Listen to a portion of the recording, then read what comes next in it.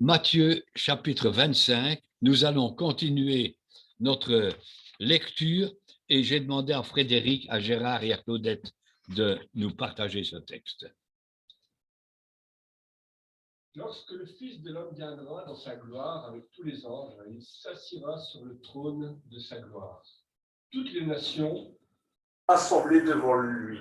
Il séparera les uns avec les autres, comme le berger sépare les brebis d'avec les boucs. Il mettra les brebis à sa droite et les boucs à sa gauche. Alors le roi dira à ceux qui seront à sa droite, « Venez, vous qui êtes bénis de mon Père. Prenez possession du royaume qui vous a été préparé dès la fondation du monde. Car j'ai eu faim, vous m'avez donné à manger. J'ai eu soif, et vous m'avez donné à boire. J'étais étranger, et vous m'avez recueilli. J'étais nu, et vous m'avez vêtu. J'étais malade, et vous m'avez visité. J'étais en prison, et vous êtes venus vers moi. »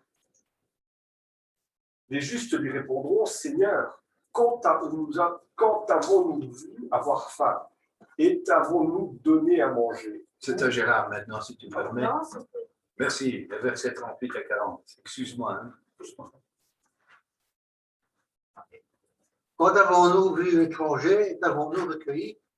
Ou nu, t'avons-nous vêtu? Et quand avons-nous vu malade ou en prison, et sommes-nous allés vers toi?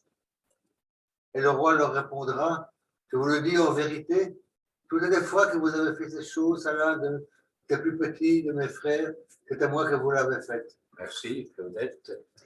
Ensuite, il dira à ceux qui seront à sa gauche, retirez-vous de moi, maudits. Allez dans le feu éternel qui a été préparé pour le diable et pour ses anges. Car j'ai eu faim et vous ne m'avez pas donné à manger. J'ai eu soif et vous ne m'avez pas donné à boire. J'étais étranger et vous ne m'avez pas recueilli. J'étais nu et vous ne m'avez pas vêtu. J'étais malade et en prison et vous ne m'avez pas visité. Ils répondront aussi,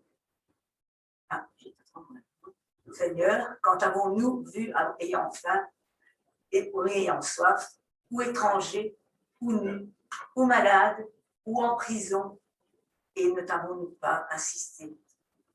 Et il leur répondra, je vous le dis en vérité, toutes les fois que vous n'avez pas fait ces choses à l'un de ces plus petits, c'est à moi que vous ne les avez pas faites. Et ceux-ci iront au châtiment éternel, mais les justes à la vie éternelle. Merci beaucoup pour ces lectures. Nous prions. Seigneur, aide-nous à rester dans le cadre de ta pensée. C'est ta parole, elle est la vérité, nous en avons besoin. Nous demandons le secours de ton esprit pour que ce qui sera dit, ce qui sera compris, soit conforme à ce que toi tu veux. Merci pour ta parole, merci pour l'esprit qui illumine, qui éclaire. Amen. Nous sommes 2 jours avant la crucifixion. Jésus parle à ses disciples et il leur dit clairement qu'il va bientôt revenir. En fait, il répond à des questions. Il répond aux questions qui ont été posées. Quand est-ce que tu vas revenir? Quand est-ce que tu vas établir ton règne? Et les chapitres 24 et 25 donnent ces précisions. Elles préparent les disciples. Jésus donne toute une série d'indications et puis nous savons très bien que ça va faire partie en quelque sorte de son testament. Et nous avons, d'après Matthieu 24, cette exhortation au travers de 3 histoires. Il y a 2 paraboles et puis on va nous projeter dans l'avenir. On va nous projeter dans l'éternité. Vous avez remarqué probablement que au travers de ces paraboles, nous avons des points communs. Premier point commun que je relève, la parabole de ces vierges qui attendent, la conclusion est claire. Il y a celles qui vont entrer dans la salle des fêtes, dans la salle des noces, et puis il y a celles qui vont rester devant une porte fermée. Je remarque que la deuxième parabole, celle des talents, et je vois deux hommes qui vont s'entendre dire, c'est bien, bon et fidèle serviteur, entre dans la joie de ton maître. Et puis pour l'autre, jetez-le dehors, allez dans le feu éternel. Je remarque la conclusion de ce troisième récit que nous venons de lire, où le Seigneur dira, venez vous qui êtes bénis de mon Père. Allez, vous qui êtes maudits dans le feu éternel. Vous avez remarqué, porte ouverte, entrée et bénie. Et en contraste, il y a la porte fermée, il y a jeté le dehors et il y a maudit. Ce n'est pas sans raison, n'est-ce pas, que nous voulons réfléchir à cela, parce que je crois que c'est un moment qui est tout à fait solennel. C'est un moment qui doit nous pousser à la réflexion. Quand je pense à ces femmes qui ont attendu et qui ont espéré, puis qui s'entendront dire, je ne vous connais pas. Quelle tragédie, n'est-ce pas?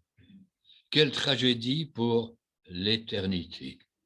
Aller dans le feu éternel. L'enfer existe. Et je voudrais attirer votre attention sur certains faits. D'abord, peut-être préciser qu'il n'y a pas de position intermédiaire. C'est l'un ou l'autre. C'est entrer ou c'est dehors. C'est dans la joie ou jeter le dehors. C'est maudit ou béni. Il n'y a pas... On aimerait bien qu'il y ait un purgatoire. On aimerait bien qu'il y ait des choses qui nous arrangent, n'est-ce pas? Non, c'est trop tard, c'est fini. Je remarque également que Jésus dit, allez entrer dans le royaume de mon Père qui a été préparé. Mais allez dans le feu éternel qui a été préparé aussi. Les deux ont été préparés par Dieu. Dieu a décidé de punir ceux qui le rejettent, mais d'accepter ceux qui l'acceptent, de les prendre avec lui. Il y a une préparation. Ça veut dire que Dieu n'a pas été pris de court par le péché. Dieu n'a pas été pris de court par la chute de Satan. Il n'a pas été pris de court. Non, il n'y a pas d'improvisation. Dieu a pensé, Dieu a réfléchi et Dieu a préparé. Je remarque aussi qu'au travers de ces récits, que c'est ici-bas que ça se décide. Après, ce sera malheureusement trop tard. C'est maintenant, tant que nous sommes sur cette terre, et c'est aujourd'hui. L'exhortation de l'Épître aux Hébreux doit nous revenir dans la mémoire. Si aujourd'hui vous entendez sa voix, n'endurcissez pas votre cœur. Et c'est aussi quelque chose qui devrait nous interpeller parce que comme chrétiens, même comme enfants de Dieu, parfois notre cœur est endurci. On a l'impression que la parole de Dieu glisse sur la carapace de notre indifférence. Nous avons besoin que notre cœur soit toujours préparé. On a besoin qu'il soit toujours remodelé pour être prêt à recevoir. Parce que c'est le danger de la routine, c'est le danger de la tradition, c'est le danger de l'habitude. Attention à cela. Si aujourd'hui vous entendez sa voix, n'endurcissez pas votre cœur. Voulez-vous que nous jetions rapidement un coup d'œil sur ces trois récits? Oh, c'est très rapide. Il est question d'abord de cette parabole des 10 vierges et dont on nous dit tout de suite qu'il y en a 5 sages et 5 folles. Pourquoi sont... Alors, il y a le même nombre d'un côté comme de l'autre. Hein? Il n'y en a pas plus. Moi, j'aurais voulu qu'il y ait 9 sages et une folle. Non. 5 sages et 5 folles. C'est le même nombre. Et le critère qui va déterminer quels sont les sages ou les folles, c'est le retour, c'est l'arrivée de l'époux. C'est au moment où l'époux revient que ça se démarque. Parce que les 5 qu'on appelle sages sont prêtes. Elles sont là avec leur lampe. Elles sont là. Alors là, nous allons revenir dans les habitudes, dans la tradition, dans les mœurs, où les jeunes filles ont l'habitude, quand il y a une noce, elles attendent. Vous savez, dans le livre des Cantiques, il y a ces jeunes filles qui chantent, qui font la fête, qui attendent l'époux et qui se réjouissent avec lui. Elles sont là. Et c'est une belle image, n'est-ce pas, de l'Église qui doit attendre, qui doit avoir ses lampes allumées, qui doit veiller. Et c'est le rôle de l'Église. Ce que je remarque, c'est que les 10 se sont assoupis. Il n'y a pas seulement que les folles qui se sont assoupies, elles se sont toutes assoupies. L'Église s'endort tout doucement. Le peuple de Dieu, il se fatigue. Il y a si longtemps qu'on attend. Ça fait 2000 ans qu'on attend que Jésus vienne. Alors on a tendance à s'assoupir, à se fatiguer. Les paupières deviennent lourdes. Et les paupières de l'Église deviennent bien lourdes aujourd'hui. Je crois que vous serez d'accord avec moi. Mais voilà, il y a celles qui sont prêtes malgré tout, qui ont ces lampes. Alors, on a beaucoup parlé de la valeur de cette huile.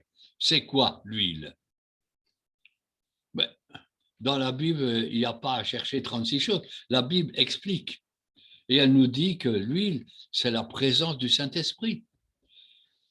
Et la présence du Saint-Esprit, c'est de vivre dans cette relation avec le Seigneur. C'est une huile qui continue, qui est versée. Et le Saint-Esprit veut nous amener à maintenir notre relation, notre communion avec le Seigneur. C'est là où l'huile, elle va faire briller la lampe. Parce que la lampe, c'est aussi le témoignage. C'est ce que je vois, c'est ce que je montre. Parce que l'huile, c'était aussi, dans l'Ancien Testament, une image des œuvres que l'on pouvait accomplir. Non pas pour être sauvé, mais qui montrait notre foi. L'huile, c'est aussi l'huile de joie.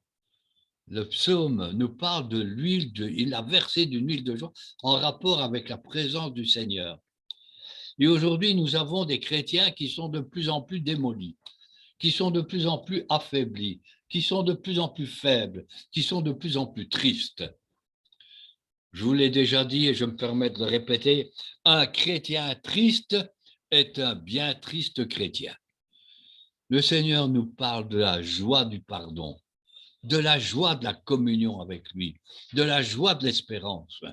Et les chrétiens, bien souvent, ne perdent de vue cette joie. Pourtant, c'est aussi la manière de briller. C'est aussi l'huile de joie qui doit nous remplir, qui doit nous se manifester dans nos vies et dans nos cœurs. Et le message de Jésus est simple.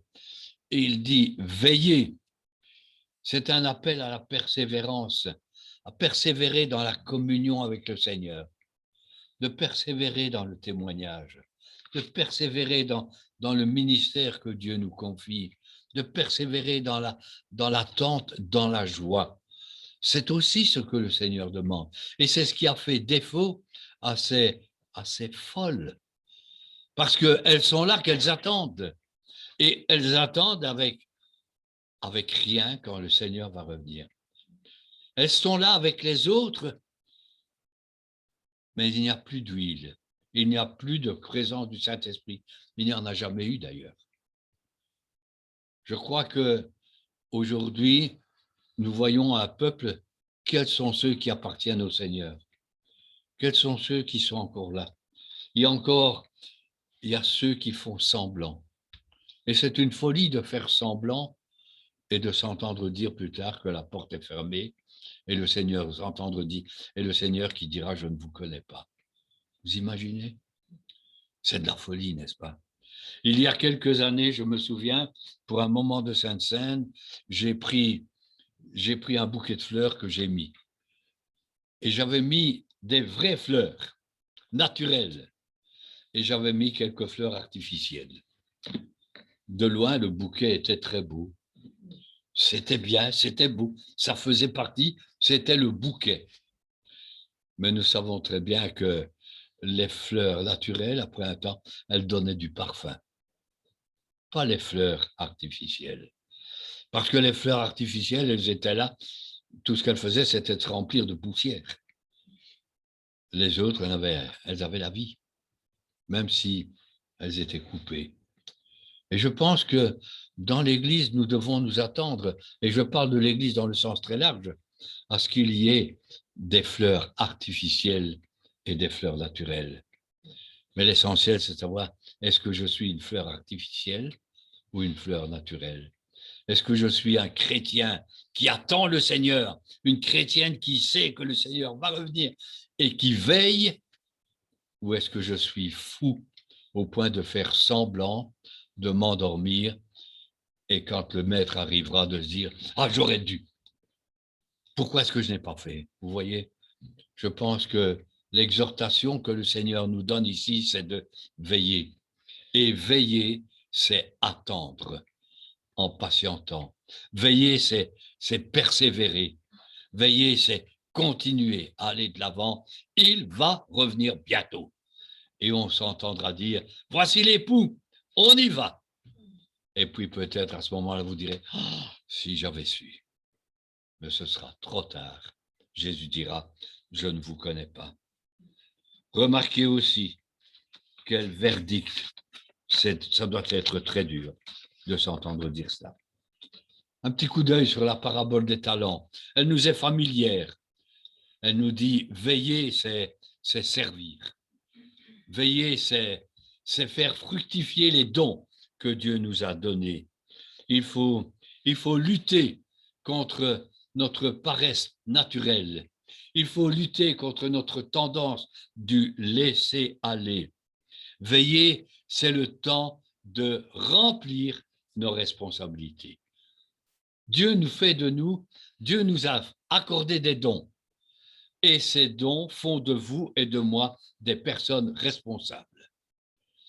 Que nous le voulions ou pas, nous tous sommes responsables. Et ces deux premiers serviteurs l'ont très bien compris. Ici, il n'y a pas le même nombre, n'est-ce pas? D'un côté, il y avait 5 et 5, ici, il y a 2 et 3, 2 et 1. Deux vont mettre en valeur ce qu'ils ont reçu.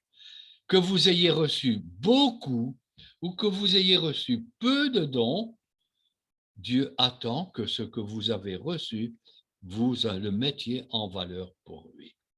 L'accent est mis sur le troisième serviteur. Parce que ce troisième serviteur, qu'est-ce qu'il a fait? Rien, il a pris son talent, il l'a mis en terre, c'est fini. Il aurait dû au moins faire quelque chose. Même s'il ne faisait pas grand-chose, au moins il pouvait le remettre au banquier. Et les banquiers l'auraient fait fructifier. L'essentiel, c'est faites quelque chose. Ne restez pas à rien faire dans l'œuvre de Dieu. Il y a assez vous avez reçu au moins un don à faire valoir. Faites-le valoir. Et peut-être parce que justement, vous dites, j'ai pas reçu beaucoup, vous avez une tendance à mépriser le peu que vous avez reçu.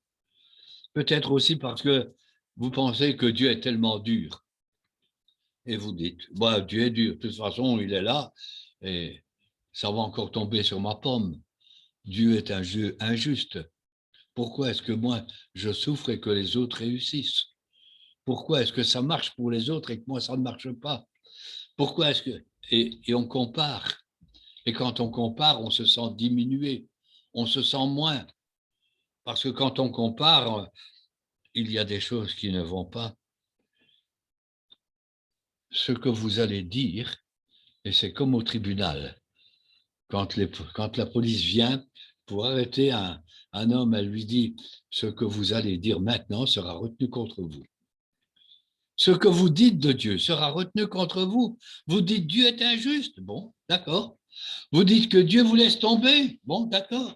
Vous pouvez dire, mais ces paroles que vous prononcez à l'égard de Dieu, elles seront là contre vous parce que vous justifiez le fait de ne rien faire en pensant que Dieu est injuste, en pensant que Dieu ne vous aime pas, en pensant que Dieu vous laisse tomber. Non, Dieu vous a donné des dons selon vos capacités.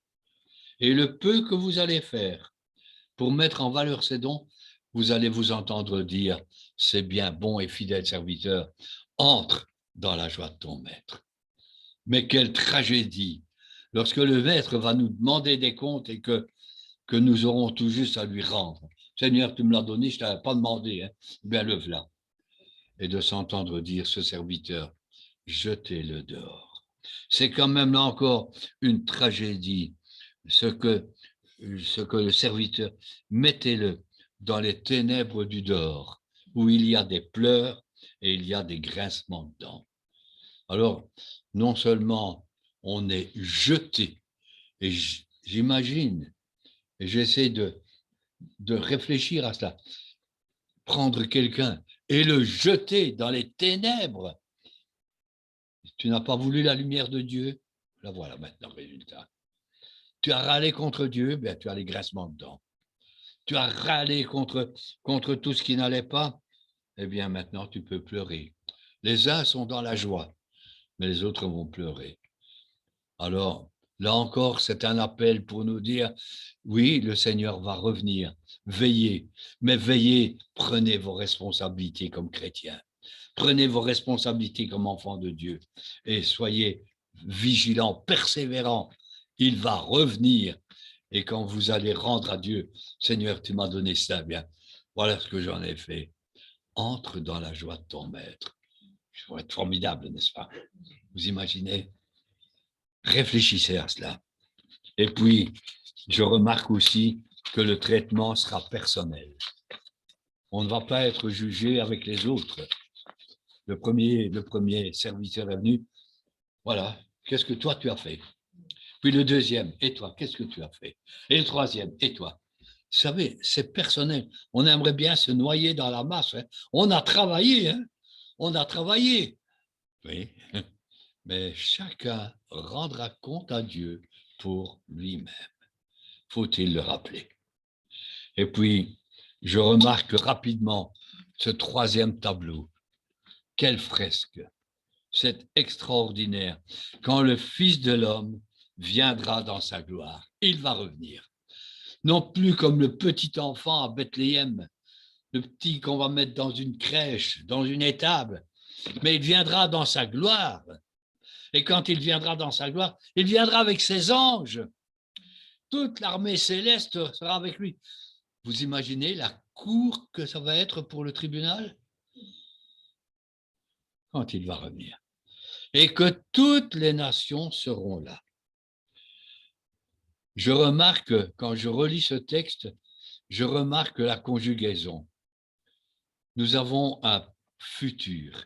Quand le Fils de l'homme viendra, il s'assiera, il dira, il criera, il agira. C'est le futur. Nous sommes projetés maintenant dans le futur.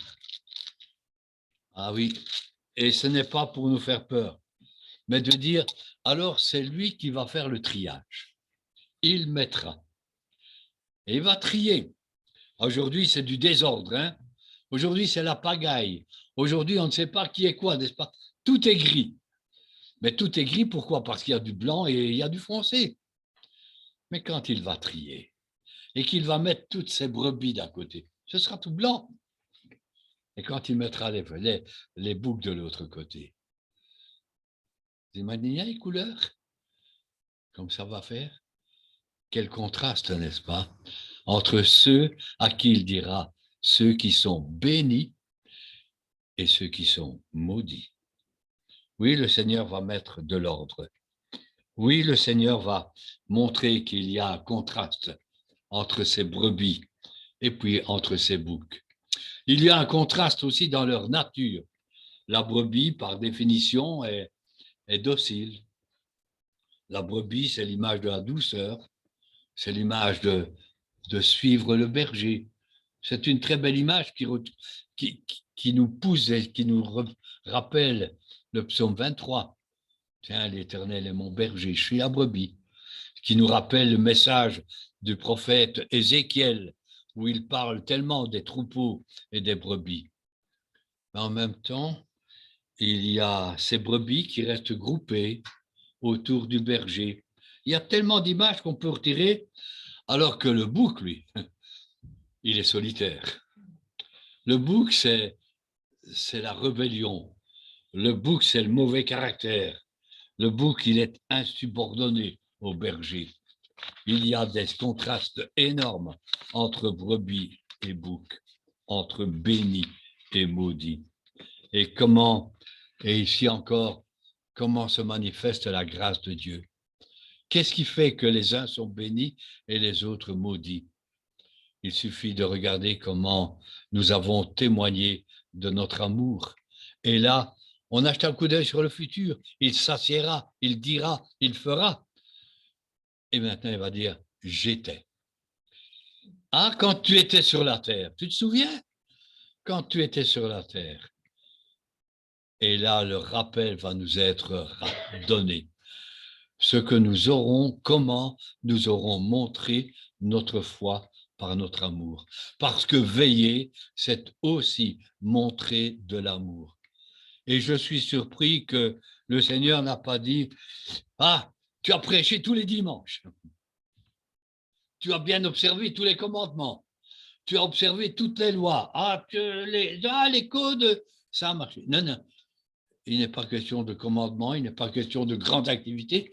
Il est question des choses qui ont été faites dans l'ombre, qui ont été faites. J'ai eu faim, vous m'avez donné à manger. J'ai eu soif. Tiens, un verre d'eau qu'on a donné à quelqu'un. Tiens, j'étais nu, puis tu m'as vêtu. J'étais malade, tu m'as visité.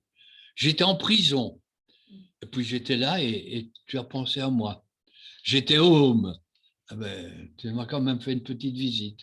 Tiens, toutes ces choses qui ne sont pas clinquantes, toutes ces choses qui ne se mettent pas en avant, mais qui sont des choses simples qu'on peut faire, qui sont à la portée de chacun d'entre nous, des choses que nous pouvons faire et qui nous surprennent parce que Jésus s'assimile à ces faibles.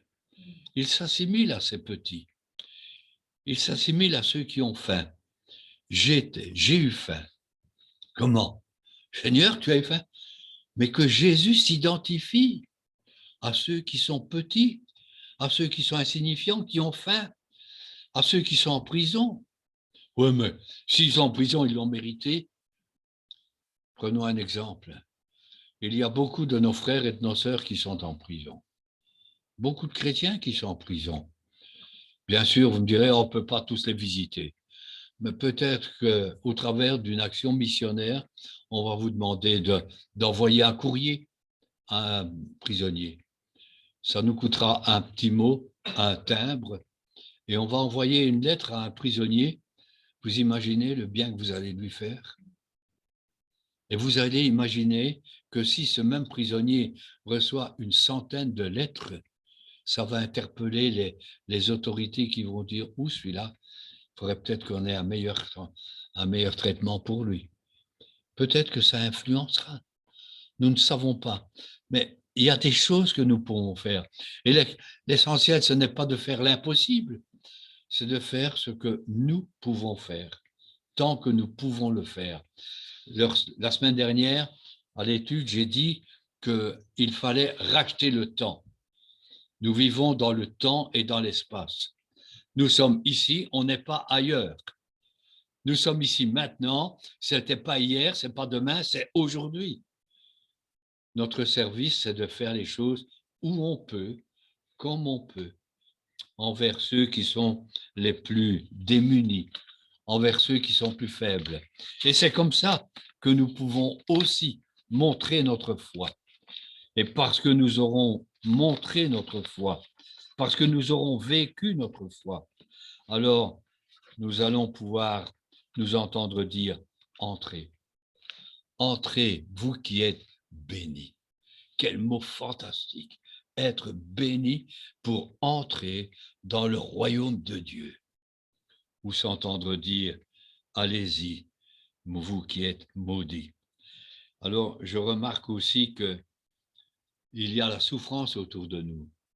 Il y a des gens qui souffrent de différentes manières et pour qui nous pourrions peut-être faire un petit quelque chose. Et je remarque que ceux qui ont donné à manger, à boire, qui ont fait quelque chose, Jésus leur dit « béni ». En d'autres mots, si je comprends bien, la souffrance des autres peut devenir pour chacun de nous une bénédiction. La souffrance des autres peut devenir pour chacun de nous une source de bénédiction, justement en agissant avec des petits gestes insignifiants que personne ne va réaliser, mais que le Seigneur voit. Un jour, il viendra dans sa gloire. Vous imaginez quand il va revenir, Seigneur, tu peux rentrer dans la salle des fêtes. On se réjouit. Ou de s'entendre dire, je ne vous connais pas.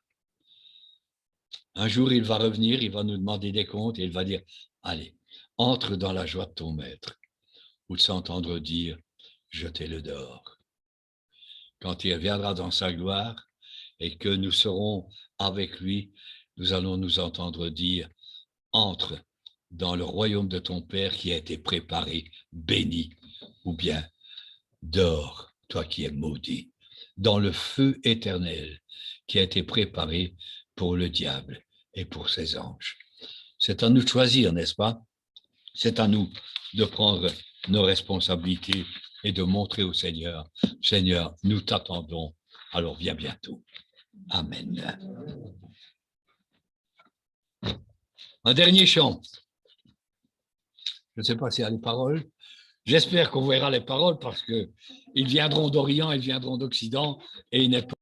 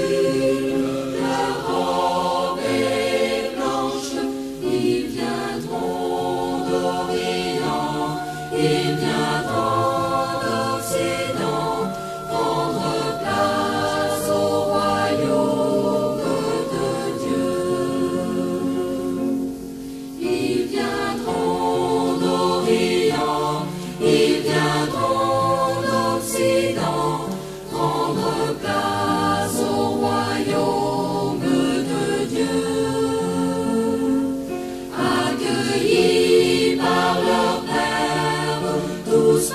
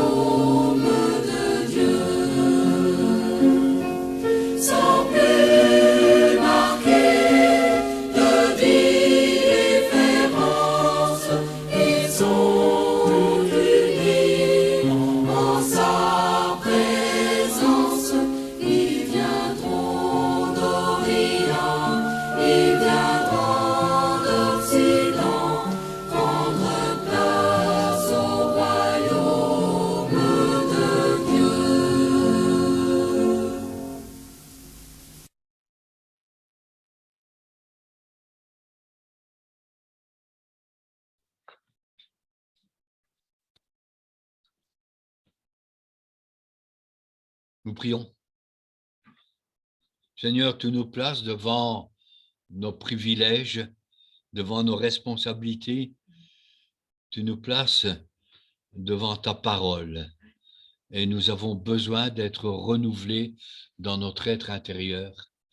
Mais nous avons besoin aussi de persévérance. Nous avons besoin d'avancer avec toi fidèlement. Nous te prions que tu nous aides. Nous espérons, nous attendons. Nous savons qu'un jour tu vas revenir. Et nous ne voulons pas avoir à rougir quand tu viendras nous reprendre. Nous te remercions parce que tu pourvois à tous nos besoins. Tu pourvois aux besoins de ton Église, de ton peuple. Seigneur, nous te demandons que tu nous donnes de vivre en t'attendant, de traduire dans notre vie l'espérance qui est là. Aide-nous à être fidèles. Nous te prions, Père, avec confiance, avec instance, au nom de Jésus. Amen. Amen.